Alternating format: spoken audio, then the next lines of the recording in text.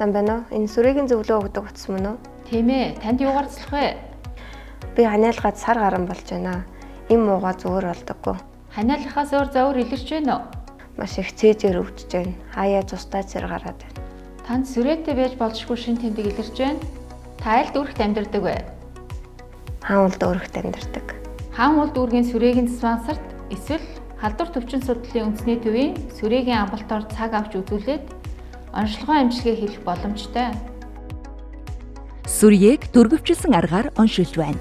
14 хоногоос дээш ханиалгах, халуурах, жим буурах шинж тэмдэг илэрч хаана үзүүлэхээ мэдэхгүй байвал манай зөвлөгөө өгөх утсанд хандна уу. Эрт онцлогдох нь хамгаас чухал, цаг алдалгүй заавал үзүүлээрэй.